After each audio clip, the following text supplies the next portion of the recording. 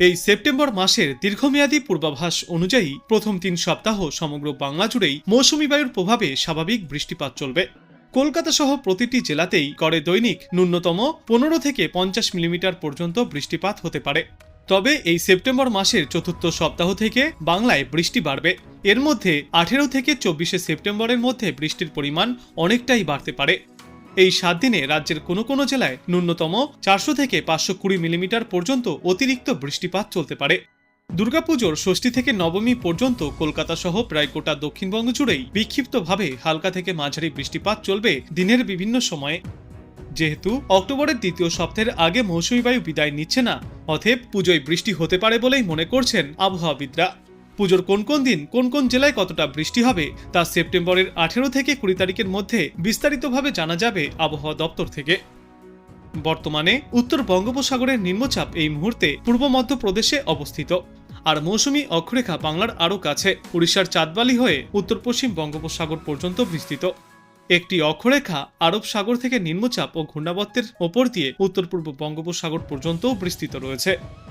আজ উত্তরবঙ্গের আলিপুরদুয়ার জেলায় রয়েছে ভারী বৃষ্টির সম্ভাবনা। বজ্রবিদ্যুৎ সহ বৃষ্টি চলবে দার্জিলিং, কালিম্পং, আলিপুরদুয়ার, জলপাইগুড়ি, কোচবিহার এবং উত্তর দিনাজপুর জেলাতেও। এরপর আগামীকাল বৃষ্টির পরিমাণ কিছুটা কমবে। তারপর সপ্তাহের শেষের দিনে ফের বিক্ষিপ্তভাবে ভারী বৃষ্টির সম্ভাবনা রয়েছে উত্তরবঙ্গের ওপরের দিকের ৫টি জেলায়। ভারী বৃষ্টির সম্ভাবনা সবথেকে বেশি থাকবে আলিপুরদুয়ার এবং জলপাইগুড়িতে। এছাড়াও দার্জিলিং, কালিম্পং এবং কোচবিহার জেলার জন্যও রয়েছে বিক্ষিপ্তভাবে ২-১ পশলা ভারী বৃষ্টির সম্ভাবনা। এদিকে দক্ষিণবঙ্গে আপাতত ভারী বৃষ্টির সম্ভাবনা নেই। দিনের তাপমাত্রা ৩ থেকে ৪ ডিগ্রি সেলসিয়াস পর্যন্ত বৃদ্ধি পাবে, আর রাতের তাপমাত্রাও ২ থেকে ৩ ডিগ্রি সেলসিয়াস পর্যন্ত ঊর্ধ্বমুখী হবে। সঙ্গে দোসর হবে ভাদ্রের চড়া রোদ এবং জলীয় বাষ্পের অস্বস্তি। বজ্র বিদ্যুৎ সহ বৃষ্টির পরিমাণ কমবে এই উইকেন্ডে। তারপর আগামী সপ্তাহের শুরু থেকে ফের একবার বজ্র বিদ্যুৎ সহ বৃষ্টিপাত চলবে দক্ষিণবঙ্গের একাধিক জেলাতেই।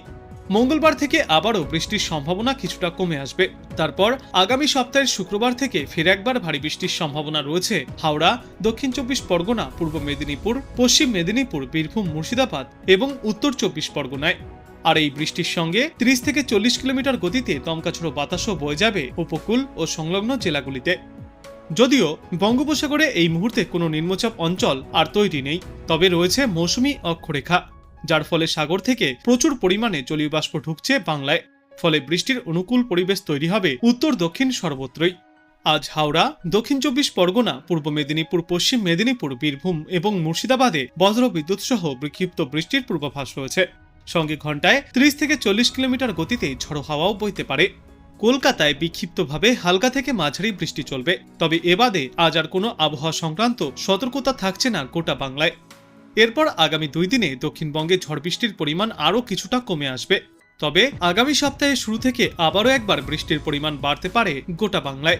সোমবার দিন দক্ষিণবঙ্গের সব জেলাতেই বজ্র বিদ্যুৎ সহ বৃষ্টিপাত চলবে, সঙ্গে থাকবে ঝড়ো হাওয়া। ইতিমধ্যেই ওই সময়ে হলুদ সতর্কতাও জারি করা হয়েছে আবহাওয়া দপ্তর সূত্রে। বিশেষ করে দক্ষিণবঙ্গের জেলাগুলিতে দেখা যাবে দুর্যোগপূর্ণ আবহাওয়া। সোমবারের পর থেকে আপাতত আর কোনো সতর্কতা নেই। উত্তরবঙ্গে অবশ্য দুর্যোগ চলবে আরও বেশ কয়েকটা দিন। আজ এবং আগামীকাল উত্তরবঙ্গের জেলাগুলিতে বজ্র বিদ্যুৎ সহ বিক্ষিপ্তভাবে বৃষ্টি চলবে। রবিবার থেকে ভারী বর্ষণও হতে পারে। ৭ থেকে ১১ সেন্টিমিটার পর্যন্ত বৃষ্টির পূর্বাভাস রয়েছে কয়েকটি এলাকায়। রবিবার জলপাইগুড়ি, কালিম্পং এবং আলিপুরদুয়ার জেলায় ভারী বৃষ্টিপাত চলবে। সোমবার দার্জিলিংয়েও সেই সম্ভাবনা রয়েছে।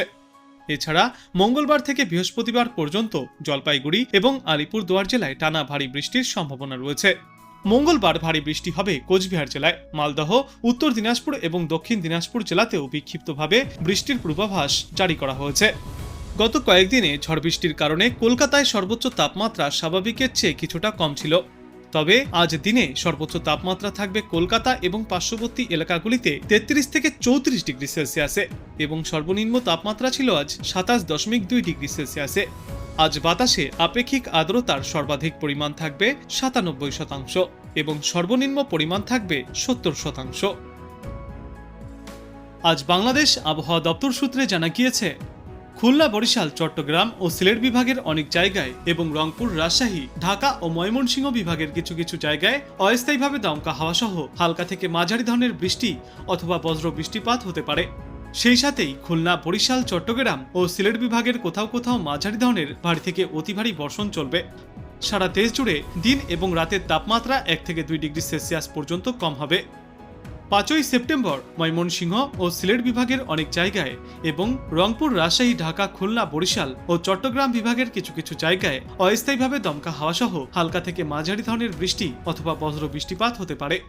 সেই সাথেই সারা দেশের কোথাও কোথাও মাঝারি ধরনের ভারী থেকে অতি ভারী বর্ষণ চলবে। সারা দেশ জুড়ে দিন এবং রাতের তাপমাত্রা সামান্য বাড়তে পারে। 6ই সেপ্টেম্বর ময়মনসিংহ ও সিলেট বিভাগের অনেক জায়গায় এবং রংপুর, রাজশাহী, ঢাকা, বরিশাল ও চট্টগ্রাম বিভাগের কিছু কিছু জায়গায় অস্থায়ীভাবে দমকা হাওয়া সহ হালকা থেকে মাঝারি ধরনের বৃষ্টি অথবা বজ্র বৃষ্টিপাত চলবে। সেই সাথেই সারা দেশের কোথাও কোথাও মাঝারি ধরনের ভারী থেকে অতি ভারী বর্ষণ হবে। সারা দেশ জুড়ে দিন এবং রাতের তাপমাত্রা প্রায় অপরিবর্তিতই থাকবে এবং এর পরবর্তী 3-5 সমগ্র বাংলাদেশ জুড়েই বৃষ্টিপাতের প্রবণতা আরও কিছুটা বাড়তে পারে।